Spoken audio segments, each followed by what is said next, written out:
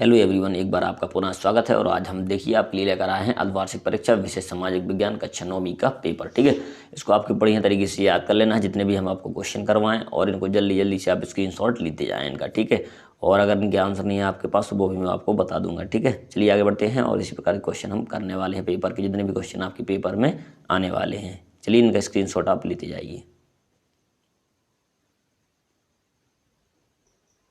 तो देखिए यहाँ से सही विकल्प पहला आपको दिया गया है आ नंबर का। कर्क रेखा निम्न में से किस राज्य से होकर गुजरती है?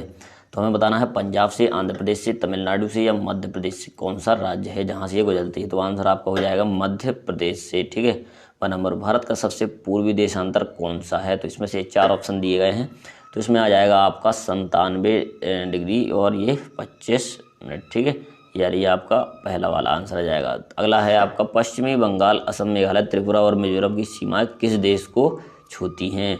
तो इसका भी आंसर हमें बताना है इसका। तो देखिए कौन सा आंसर हो जाएगा इसका? तो आंसर है आपका बांग्लादेश। इसके बाद आगे बढ़ते हैं, संसार में क्षेत्रफल की दृष्टि से भारत का कौन सा स्थान है? तो यहाँ पर आ जाएगा आपका 7वां। ठीक है, इसी प्रकार से हम आगे बढ़ते हैं अगले प्रश्न की तरफ, तो उसको भी आप लोग देख लेंगे। यहाँ से देखिए प्रश्न है, भारतीय भूखंड एशिया महाद्वीप के किस क्षेत्र में स्थित है? तो इसमें से 4 ऑप्शन दिए, आंसर आ जाएगा पूर्व और पश्चिम के मध्य स्थित है। अगले ऑब्जेक्ट की तरफ हम बढ़ते हैं। देखिए क्या है, निम्न हिमाचल तथा शिवलिक पर्वत के बीच की घाटी को क्या कहते हैं? तो कौन सी घाटी है? तो दून घाटी इसको बोलते हैं अपन। अगला हिमालय की सबसे पूर्वी सीमा निम्नलिखित में से कौन सी है? तो इसका आंसर आ जाएगा आपका ब्रह्मपुत्र। ठीक है, अगला दक्षिण भारत की सबसे ऊंची चोटी कौन सी है? तो इसमें 4 ऑप्शन दिए हैं, तो इसका सही आंसर क्या हो जाएगा? अनाई मुड़ी। ठीक है, इसके बाद आगे बढ़ते हैं और इनके आंसर हम करने वाले हैं। चलिए आगे बढ़ते हैं अगले प्रश्न की तरफ। तो अब देखेंगे सही विकल्प होगा अब खालिस्तान की बारी। तो यहाँ पर देखेंगे विश्व का सर्वोच्च पर्वत शिखर कौन सा है? माउंट एवरेस्ट है या कौन सा? तो इसका आंसर आ जाएगा आपका माउंट एवरेस्ट। इसके बाद आगे बढ़ते हैं अगले प्रश्न की तरफ।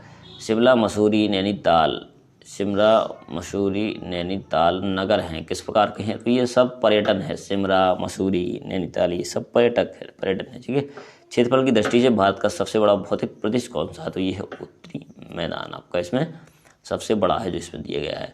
भारत में खारे पानी की सबसे बड़ी झील कौन सी है? तो ये आपको याद रखना है, इसका आंसर चिल्का झील। ठीक है, इन प्रश्नों को आपको अच्छे से याद रख लेना है। इसके बाद आगे बढ़ते हैं, लक्षद्वीप, लक्षद्वीप से बना है तो कैसे? प्रवाल से या ज्वालामुखी से? तो ये है प्रवाल से। ठीक है, प्रवाल से बना हुआ है। चलिए आगे बढ़ते हैं अगले खालिस्तान की तरफ। तो देखिए ब्रह्मपुत्र नदी भारत के राज्य में सर्वप्रथम प्रवेश करती है, तो ये है अरुणाचल प्रदेश। प्रायद्वीपीय भारत की सबसे बड़ी नदी कौन सी है? नर्मदा। ठीक है, भारत का सबसे ऊंचा जल प्रपात कौन सा है? जोग। एक विसर्ग नदी बाढ़ आने वाले क्षेत्रों में कटकर बनाती है क्या? गोखोर। ठीक है, इसी के बाद आगे बढ़ते हैं अपन अगला देखेंगे, एक शब्द या एक वाक्य में उत्तर। भारत में किस प्रकार की जलवायु पाई जाती है? तो भारत की जलवायु कैसी है? मानसूनी है। मौसम क्या है? मौसम का अर्थ है किसी स्थान विशेष पर किसी खास समय में वायुमंडल आम्र वर्षा किन राज्यों में होती है? अगला है आम्र वर्षा किन राज्यों में होती है? तो कर्नाटक एवं केरल में ग्रीष्म ऋतु में होने वाली वर्षा को आम्र वर्षा कहते हैं। भारत सर्वाधिक ठंडे महीनों के नाम लिखिए। तो भारत के सर्वाधिक ठंडे महीने दिसंबर एवं जनवरी में सबसे ज़्यादा ठंड पड़ती है। गारो, खांसी और जयंतिया पहाड़ियाँ किस राज्य में स्थित है? तो देखिए इसका आंसर हो जाएगा आपका, देखिए यहाँ से मेघालय। मेघालय इसका सही आंसर है। ठीक है, आगे बढ़ते हैं अगले प्रश्न की तरफ इसी में। तो देखिए इसी का अगला प्रश्न है एक वाक्य का, यहाँ से किन्हीं 2 धुमक्कड़ पशुपालक जातियों के नाम? तो गुज्जर तथा बकवाल। रॉयल बंगाल टाइगर कहाँ पाए जाते हैं? पश्चिम बंगाल। भारतीय जीव सुरक्षा अधिनियम कब लागू हुआ? 1972। तो इसका नाम लिखिए जहाँ शेर और बाघ दोनों पाए जाते हैं। भारत। मध्य प्रदेश के जैवमंडल अनारक्षित क्षेत्रों के नाम लिखिए। ठीक है, तो इस प्रकार से सभी महत्वपूर्ण प्रश्न हैं आपके लिए। इसके बाद बात करते हैं पर सत्य और असत्य की। तो पहला, उष्णकटिबंधीय वर्षा वन भारत के पश्चिमी घाट पर अधिक वर्षा वाले क्षेत्र है, तो ये सत्य। उष्णकटिबंधीय पर्णपाती वन को मानसूनी वन भी कहते हैं, ये भी कैसा है? सत्य है। मैंग्रोव वन तटवर्तीय क्षेत्रों में जहाँ ज्वार भाटा आता है पाए जाते हैं। नीम जैव और जीवाणु प्रतिरोधक है, तो ये सब कैसे हैं? सत्य होंगे। ठीक है, आगे बढ़ते हैं अगला देखेंगे यहाँ से। तो अक्टूबर 1970 की क्रांति के संबंध रूस से है, ये सत्य है कि सत्य? तो ये सत्य है। अप्रैल थीसिस नामक सिद्धांत लेनिन की देन है, ये भी सत्य है। जो निजी संपत्ति या पूंजीपतियों का समर्थन करते हैं वो समाजवादी हैं, असत्य है। 1917 ईस्वी के पूर्व रूस पर जार निकोलस सेकंड का शासन था, ये भी सत्य है आपका। ठीक है, तो इस प्रकार से आपके सत्य और असत्य हो गए। अब इसके बाद आगे बढ़ते हैं अगले प्रश्न। अब देखेंगे इसमें हम सही जोड़ियाँ। तो देखिए, वर्साय की संधि कब हुई थी, और गेस्टापो, आर्थिक मंदी, राइक्सटैग, नागरिकता।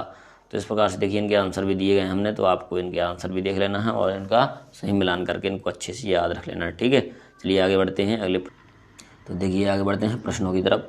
तो मानक समय से आप क्या समझते हैं? ठीक है, तो यहाँ से यहाँ तक इसका आंसर है, आपको इसका स्क्रीनशॉट ले लेना, बढ़िया तरीके से इसको याद कर लेना। बहुत ही महत्वपूर्ण प्रश्न है, ये आपको देखने को अवश्य मिल सकता है। विश्व के संदर्भ में भारत की स्थिति का वर्णन कीजिए। तो अब यहाँ से यहाँ तक आपको इसका ये स्थिति के बारे में वर्णन करना है। ठीक है, अगले प्रश्न की तरफ बढ़ते हैं। ये सभी महत्वपूर्ण प्रश्न को आपको अवश्य रूप से अच्छे से याद रख लेना है। ठीक है, आगे बढ़ते हैं। तो यहाँ से देखेंगे भारत की स्थिति में विस्तार का वर्णन। तो यहाँ से यहाँ तक आपको ये अच्छे से याद कर लेना है। ठीक है, चलिए आगे बढ़ते हैं अगले प्रश्न की तरफ। देखिए 2 अंक के महत्वपूर्ण प्रश्न।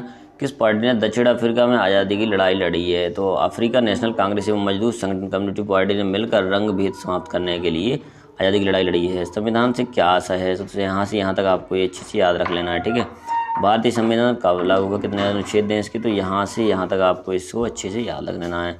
नेल्सन मंडेला ने कब गिरफ्तार किया गया और किस जेल एवं द्वीप में रखा गया? तो यहाँ से यहाँ तक इसको भी याद रखना। ठीक है, ये सभी महत्वपूर्ण प्रश्न हैं जो आपके पेपर में। इसके बाद आगे बढ़ते हैं, देखिए महत्वपूर्ण प्रश्न की तरफ। तो प्रत्येक उम्मीदवार को चुनाव में खड़े होने के लिए किन किन चीज़ों का विवरण देना पड़ता है? तो यहाँ से यहाँ तक इसको आपको अच्छे से याद रख लेना है। ठीक है, ये आपका आंसर है यहाँ से। अगला है राष्ट्रीय मतदाता दिवस कब मनाया जाता है? राष्ट्रीय मतदाता की प्रक्रिया क्या होती थी? यहाँ से यहाँ तक इसको लिख लेना, और ये बढ़िया विस्तृत वर्णन है उसका, तो ये भी आपको यहाँ तक अच्छे से पूरा याद रख लेना है। ठीक है, आगे बढ़ते हैं। इसी प्रकार अगला प्रश्न देखेंगे, भौतिक पूंजी क्या है? इसी के विभिन्न प्रयोग को उदाहरण सहित समझाइए।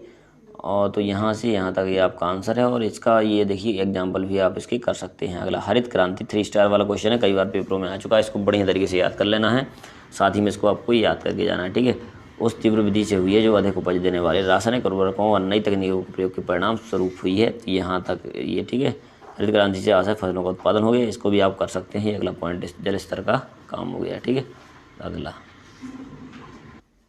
और ये प्रश्न तो आप रट के ही जाएं। हरित क्रांति की मुख्य विशेषता क्या है? ये पारंपरिक कृषि के किस प्रकार से भिन्न है? तो पहला, सेकंड, थर्ड, इस प्रकार से आपको सभी कुछ इसके पॉइंट याद कर लेने। ठीक है, और हरित क्रांति पारंपरिक कृषि से निम्नलिखित प्रकार से भिन्न है, तो इसके भी ये पॉइंट आप लोग याद कर लें अच्छे से। ठीक है, यही पेपर में आपके पूछे जाने हैं। अगला प्रश्न देखेंगे आप, उत्पादन का उद्देश्य क्या है? वस्तुएं एवं सेवाओं उत्पादक के लिए आवश्यक उत्पादन उद्देश्य ऐसी वस्तुएं एवं सेवाएं उत्पादन करना है जिससे हमें आवश्यक उत्पादन के आवश्यक कारक। ठीक है, तो भूमि, श्रम, पूंजी, इस प्रकार से ये सब कुछ आपको इसके पॉइंट कर लेने हैं।